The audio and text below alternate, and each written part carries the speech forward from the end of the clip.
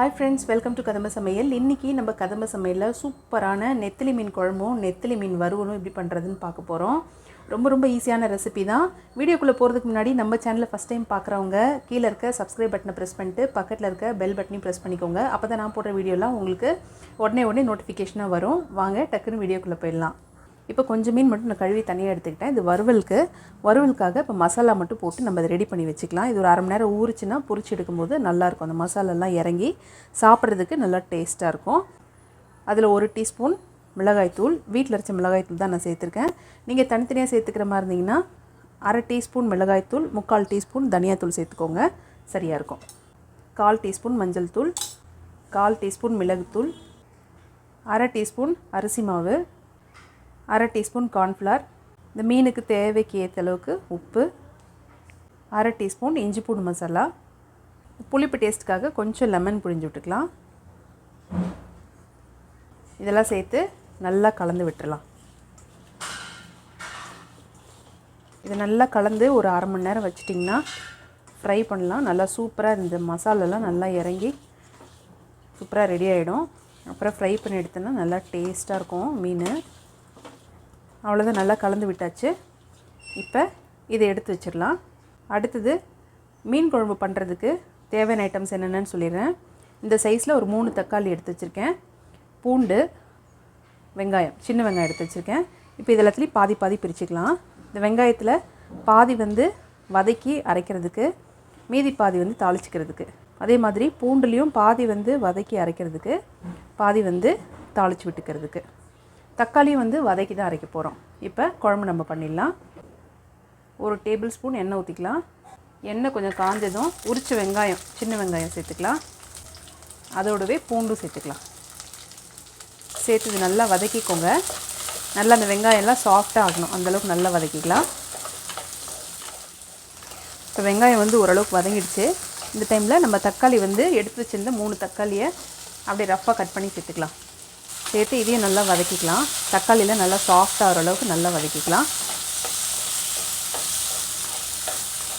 வெங்காயம் தக்காளி நல்லா வதங்கிடுச்சு. இதில் 1 டேபிள் ஸ்பூன் மிளகாய்த்தூள் சேர்த்துக்கலாம். மிளகாய்த்தூள் நான் வீட்டில் அரைச்ச மிளகாய்த்தூள் தான் சேர்த்துருக்கேன். நீங்கள் தனித்தனியாக சேர்த்துக்கிற மாதிரி இருந்தீங்கன்னாக்கா அரை டீஸ்பூன் தனி மிளகாய்த்தூள் சேர்த்துக்கோங்க. 3/4 டீஸ்பூன் தனியாத்தூள் சேர்த்துக்கோங்க.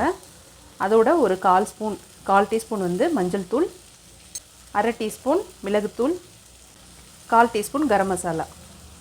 இது எல்லாத்தையும் சேர்த்து அடுப்பை ஃபுல்லாக லோ ஃப்ளேமில் வச்சுட்டு இப்படி பரட்டுங்க. ஏன்னா அடுப்பை அனல் நிறைய வச்சிட்டிங்கன்னா டக்குன்னு கருகி போயிடும் மிளகாத்தூள்லாம். நல்லா ஒரு பெரட்டி எல்லாம் கொஞ்சம் ஈவனாக கலந்து வர வரைக்கும் பெரட்டினாவே போதும். பெரட்டிட்டு தனியாக எடுத்து வச்சிடலாம். தனியாக எடுத்து வச்சுட்டு நல்லா ஆற விட்டுருங்க. ஆற விட்டுட்டு அதுக்கப்புறம் மிக்ஸி ஜாரில் போட்டு நல்லா நைஸாக அரைச்சி எடுத்துக்கலாம். தண்ணி ஊற்ற தேவையில்லை. தேவைப்பட்டதுன்னா கொஞ்சம் ஊற்றிக்கோங்க. ஊற்றி கூட நல்லா நைஸாக அரைச்சி எடுத்துக்கலாம்.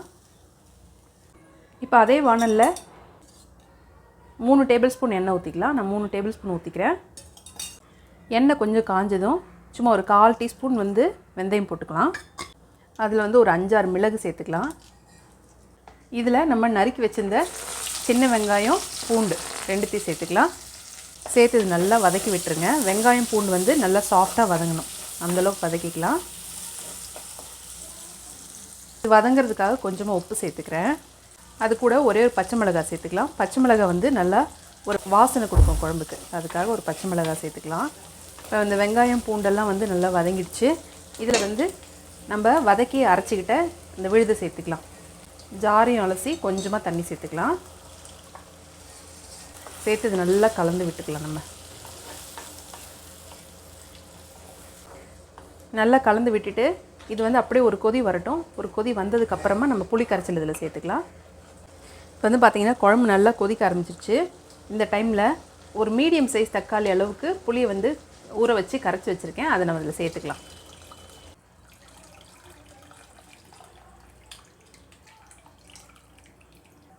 தேவையான அளவுக்கு தண்ணியும் சேர்த்துக்கலாம்.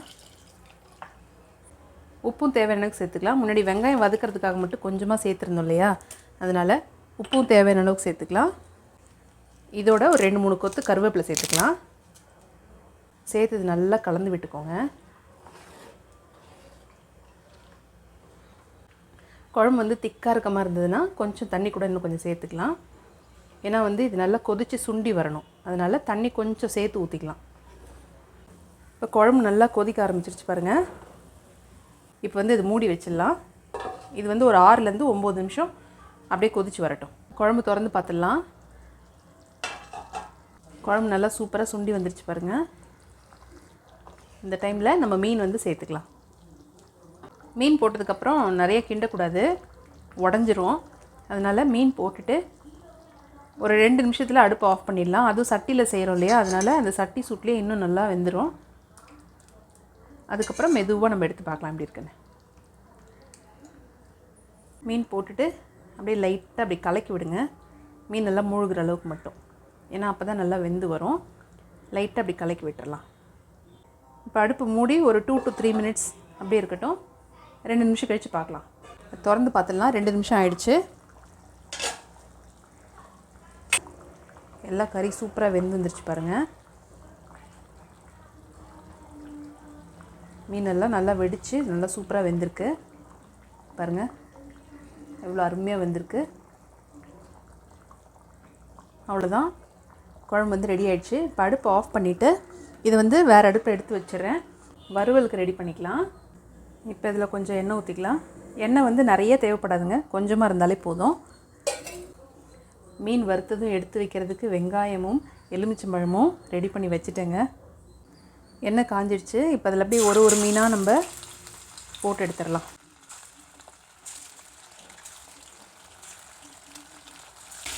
மீனை வந்து அப்படி மெதுவாக திருப்பி விட்டுக்கலாம். ரொம்ப போட்டு கிளறிடக்கூடாது. அப்படி லைட்டாக அப்படி பரட்டி விட்டாலே போதும். ஏன்னா சின்ன மீன் இல்லையா, அப்படியே டக்குன்னு உடஞ்சிரும்.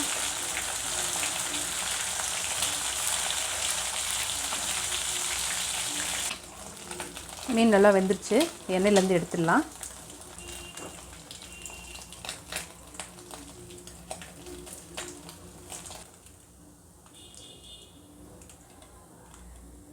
சூப்பரான மீன் ஃப்ரை ரெடி ஆகிடுச்சுங்க.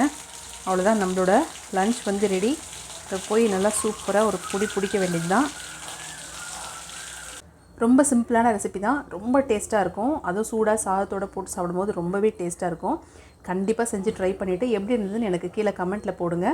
மறக்காமல் நம்ம சேனலுக்கு சப்ஸ்கிரைப் பண்ணிட்டு பக்கத்தில் இருக்க பெல் பட்டனையும் ப்ரெஸ் பண்ணிக்கோங்க. இந்த வீடியோ பிடிச்சிருந்தா லைக் பண்ணுங்கள், உங்கள் ஃப்ரெண்ட்ஸுக்கும் ஷேர் பண்ணுங்கள்.